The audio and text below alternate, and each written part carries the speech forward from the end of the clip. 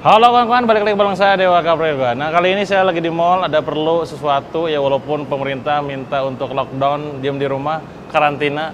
Tapi karena ada perlu, saya harus menuntut saya untuk ke mall ya, ada beli sesuatu. Jadi sambil jalan kita coba bikin video ya. Oke, yuk kita masuk ke mall. Apakah sepi atau tidak? Parkiran sudah sepi ya. Ini saya 2 hari yang lalu, padahal saya baru kesini loh. Masih belum ada anjuran himbauan untuk di rumah. Ini sekarang udah sepi luar biasa orang.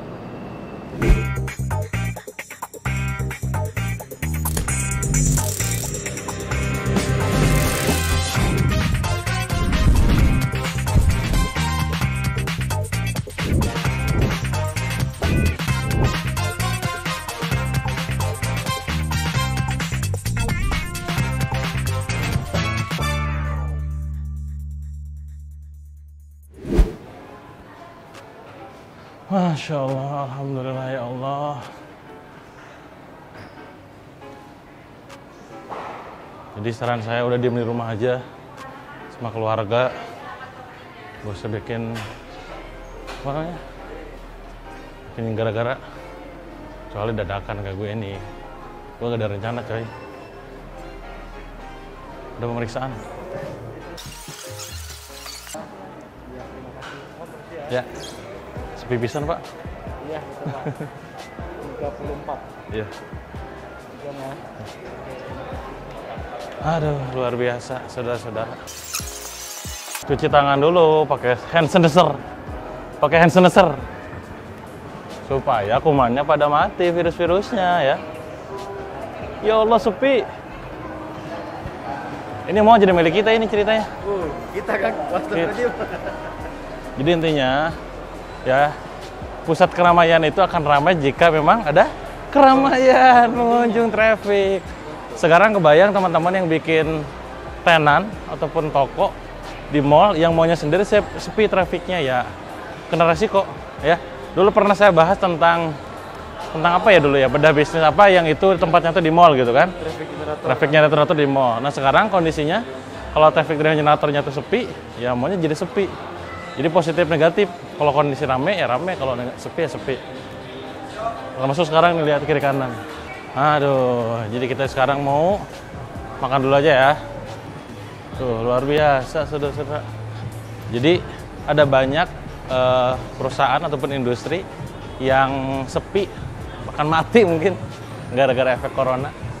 Bisnis-bisnis yang sepi dan mati karena virus corona yang mematikan, menginfeksi. Pertama, itu pasti adalah travel ya.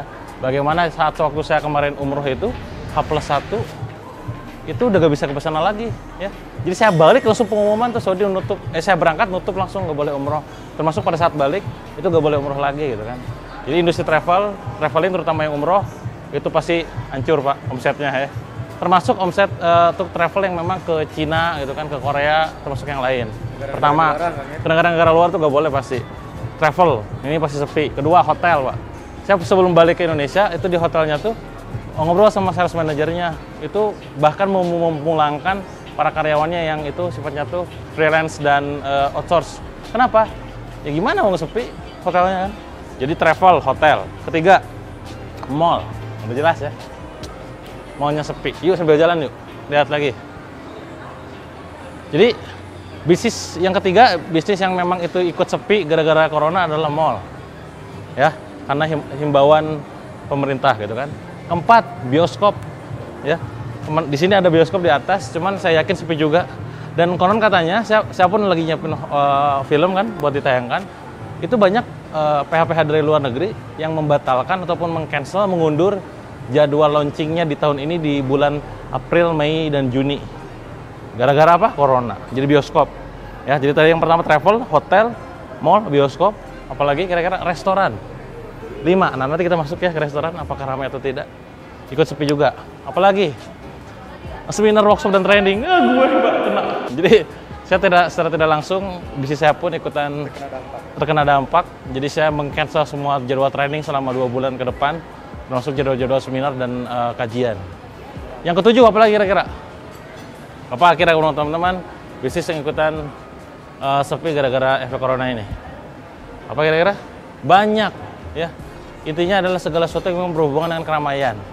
Ya, kerjaan-kerjaan kantor yang berhubungan dengan ketemuan orang tuh kan pasti hancur. Oh iya, barusan tuh. Tadi ya saya pribadi udah jelasin bahwa saya jadwal workshop seminar banyak yang ditutup, undur. Termasuk barusan guru saya juga ngechat deal miliaran. Wallah alam ya, itu gara-gara corona tuh ya, efek wasilahnya tuh. Udah deal miliar nih. Gak jadi Pak, qadarullah. Gara-gara corona. Bukan gara-gara corona sih, ya wasilahnya lewat corona lah gitu. Dan yang pastinya nomor 7 adalah yang berhubungan gak hanya sekedar training, adalah yang penyelenggaranya. Baik itu WO maupun event organizer. Jadi teman-teman semua yang sekarang berhubungan dengan keramaian, ya wes lah tutup.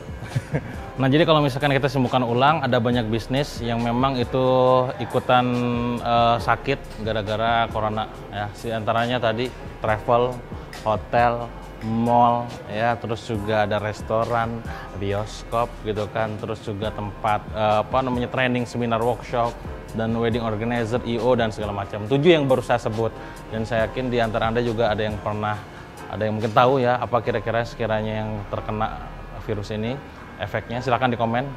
Nah, apa pelajaran yang berharga teman-teman yang bisa kita ambil dari bedah bisnis kali ini ya, bedah bisnis mall lah ya, kita dalam datang ke mall terus semuanya jadi sepi gitu kan.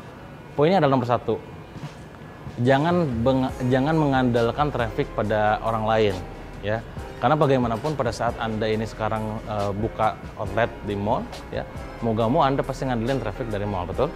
Nah kalau misalkan traffic mallnya sendiri udah sepi, gimana kira-kira? Ya traffic ke Anda sendiri bakal sepi, masuk akal? Jadi nomor 1 pelajarannya itu, jangan hanya mengandalkan traffic dari orang lain. Nah, karena dalam hal ini Anda punya outlet, buka outlet, orang lainnya adalah mall, berarti ngandelin mall dong. Ya. Nomor 2, ini harus segera action untuk terjun ke dunia digital. Ya. Ini ada gak adanya corona, mestinya membuat Anda semakin sadar bahwa it's time to terjun ke dunia digital ya. Karena kalau misalkan kalian gak terjun dalam dunia digital, ya beginilah kondisinya gitu kan. Yang ketiga teman-teman semua, inilah saatnya buat kita untuk mengikis kos ya, dengan tidak membuka sebuah tempat outlet dan segala macamnya. Karena kalau misalkan kalian buka toko online, itu modalnya cuma 100.000, 200.000, 300.000. Kalau misalkan buka di mall kayak begini, sekali nyawa, misalkan tenan berapa meter, itu harganya sangat mahal. Udah ininya sepi, ininya udah mahal, bayangkan. Bagi mereka yang buka di mall, trafficnya gak ada, karyawan harus dibayar, tempat harus dibayar. Yang salah siapa? Gak ada yang bisa disalahkan, ya, karena ini adalah sebuah musibah.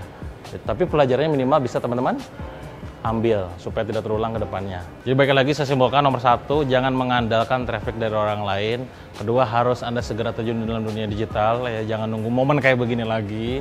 Ketiga, mulai Anda pikirkan untuk mengikis kos sebanyak-banyaknya, karena nyewa tempat itu ada kos yang sangat tinggi. Momen kayak begini udah kosnya harus dibayar, karyawannya harus dibayar, tempat harus dibayar, orang harus dibayar. Demikian saudara-saudara, semoga bisa diambil pelajaran ya dari efek corona ini. Itu aja mungkin dari saya teman-teman. Kalau misalkan Anda suka dengan konten saya, silahkan kasih like. Kalau memang Anda pengen ditanyakan, pengen ngasih masukan, saran dan lain-lain, silahkan komen. Nah kalau pengen dapat notifikasi, silahkan klik subscribe-nya, diklik, dipencet gitu kan, supaya berubah warna merah ke warna abu-abu. Itu aja dari saya, sampai jumpa di video berikutnya.